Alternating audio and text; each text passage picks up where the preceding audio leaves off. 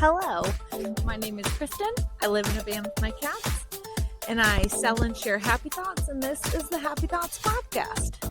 Hi, it's Happy Thoughts Podcast, episode 49, and today you've joined me in my home. I'm back on the road. Last week we talked about we want to be loved and how service is a way to access that.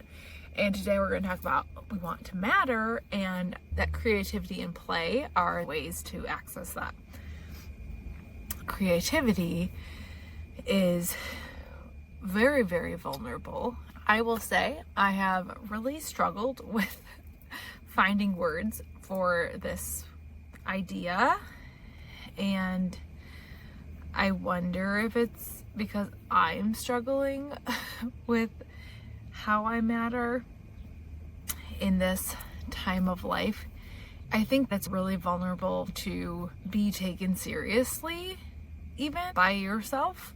And then having other people do so brings in a different level and so many outside things of what we think about ourselves and what we are dependent on other people. But play and creativity are things I've accessed for the duration of this business, and it's really what started the business in 2020. I didn't actually start the business, but I was able to play and create when I had a month where no one was telling me what to do. I was working in special education at the time. In the 4 weeks that I had before someone told me how to be a speech pathologist in a pandemic, I was alone and pretty scared and confused, and I was really, really, really unhappy at my job before we got sent home. There's a part of me that wonders if I caused the pandemic. I didn't, but days before I was done. I didn't know what I was gonna do, and then all of a sudden I got sent home. So I just started knitting and creating things that I once did when I was a kid. I like to make up knitting designs and patterns, and I was making baby mobiles and knit art, and I started knitting succulents, and I started propagating plants, and I just went down a real creative rabbit hole. I started macrameing and selling at a plant shop and figuring out wholesale rates, and that stores even buy things from people who just make them. And I started to make business cards and considering what a website would look like. And I had kind of re-met this person that was inside me that I hadn't seen or known in a long time. And I really didn't want to lose that again once I'd found it again. And so we finished the school year and I started the following school year, and I tried really hard to keep both. I was figuring out how to cut back on hours and be smart about being creative and keep following rules that I really thought were important. But play during 2020, and really play when I learned to surf and just finding joy and enjoying myself and just doing something because I liked doing it and it made me feel happy. Even though I would have liked the structure and routine of surfing doesn't let you do that. Like, I might have a busy week and the only day I can go out is Thursday, and Thursday is the day that it's storming or there are no waves. The ocean doesn't care. And it really helped me be present and be aware that joy can be fleeting. There are moments that pass. I'm not saying that we can be there for all the moments, but sometimes we think we have time and that we'll get to it later. And so often fun and creativity, we don't get to them later because so many other things seem more important. Having fun really does change your brain. It changes what you think is possible. It changes what you find valuable. And so often with friends, we're doing something that we've talked about doing or we wanted to do and we just haven't gotten around to it. And you start doing the thing, like maybe you go to the park or maybe you go out to eat or maybe you go to the beach or whatever that is. And it's like, oh my gosh, why don't we do this more? We totally could. It's one of those things that you have access. It's just not doing it. The not doing it part is a whole separate thing that I'm not really going to talk about right now. But the innate feeling of why don't I do this more? This is a feeling I appreciate and love and I am grateful for and I want more of it. That feeling is so important and it can harness so much more of it. I think that creativity is the piece from play and fun that gets a little bit more interesting. Being creative is extremely vulnerable. It's almost using play for a bigger purpose. And sometimes we attribute that purpose to more than it actually is. Being creative gives kind of like an opening to being more critical. And I think play and fun are how we can let the creativity keep growing rather than try to turn it into something that we want other people to like rather than what it is that we like and what we want to provide to the world. I love Elizabeth Gilbert, and I'm gonna go see her this weekend, or by the time you hear this, I will have already seen her. So we'll talk about that one day. If you're ever looking for information on creativity or you're curious about it or you want to know more, she is the person to listen to and talk to. I really love her take on things. But she was on this one podcast and talking about how you really just need to be 1% more curious than you are afraid. Creativity can be a really scary thing.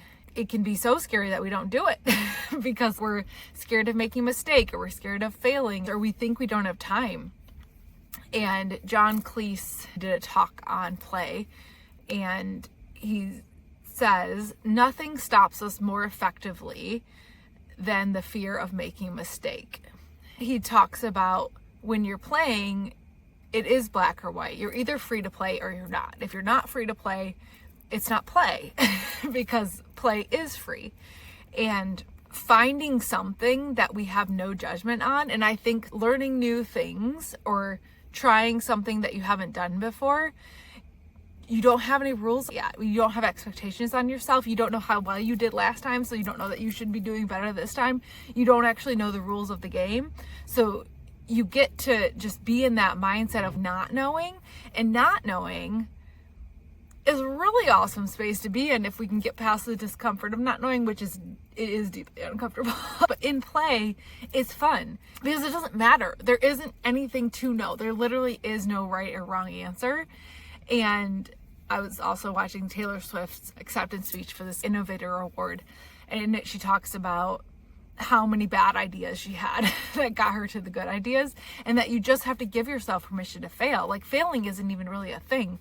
All you are is learning and growing. Every time I have tried something, I have learned something. It was always moving closer to a goal, because if it worked, that's great. And if it didn't work, I know it doesn't work. And so now I get to start another thing. I know that we like pass or fail or good or bad, and those are ways that we can categorize this life that we're in. But failing, especially in creativity and for sure in play, is not a thing. The word doesn't exist. Another thing that I really love from Elizabeth Gilbert for creativity, there's two quotes. One is that the reaction doesn't belong to you.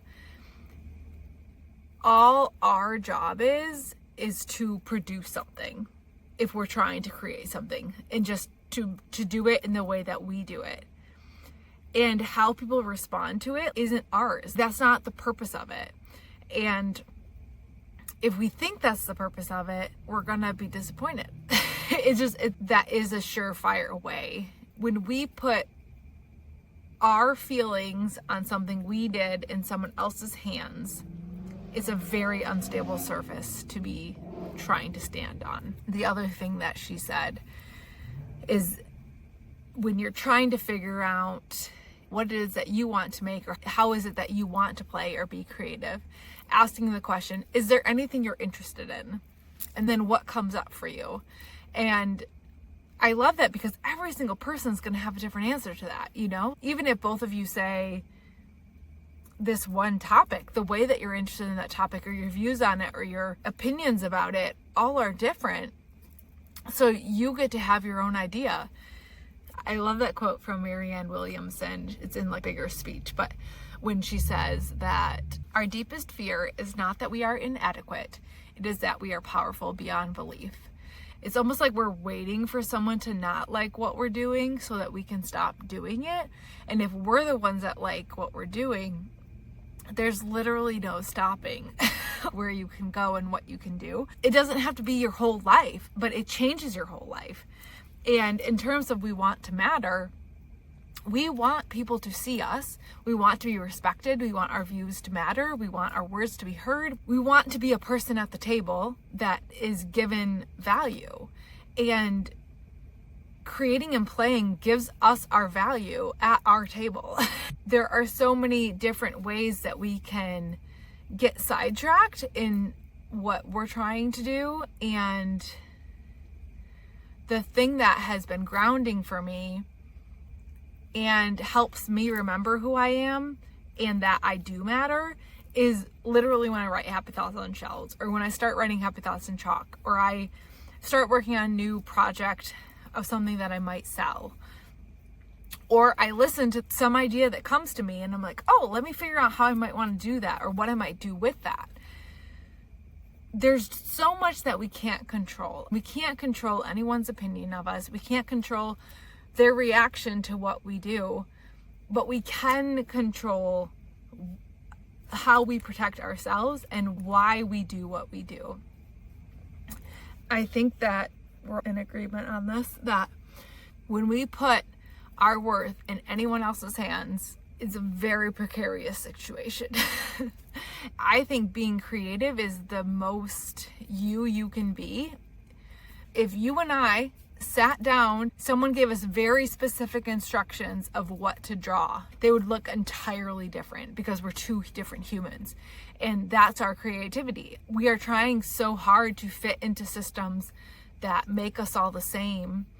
And many of us are unfulfilled. And I'm not saying to leave all those systems, but realizing that those systems aren't where we're meant to feel fulfilled. That's where we get our money. And that's where we get structure or organization, or you meet the people that you need to meet, or you learn the things that you need to learn. All of those things are true, but being creative and fulfilling who you are is probably not in that cubicle. The happy thought for today is from Elizabeth Gilbert, because I'm about to go see her and she talks about creativity a lot, so I had to do one from her. What do you love doing so much that the words failure and success become irrelevant? Elizabeth Gilbert. I really love the concept of just throwing off the shackles and just doing something. That can be you buy Play-Doh at the store and you just start making something. That could be you build a sandcastle at the beach, or go for a walk and make up songs in your head, or write in your journal, doodle all over your journal, or put those stickers on that you never touch. It can be anything. And the things that we do grow more of the things that we want. What we focus on grows. If we focus on fun and play, if we focus on creativity, it will grow and we will learn more. And we just don't know what that's going to look like. And that can either be terrifying or really, really fun. Okay, that was my best go at We Want to Matter. And the way to access that, have fun. Thanks for listening. Happy Thoughts are available on my website, thehappythoughtproject.com, and Amazon, and Fair for Wholesale. And we're on the Instagram, Happy Thoughts by Kristen. If you want to follow or leave a review on the podcast, we'd be greatly appreciated. Thank you, YouTube viewers, for being here.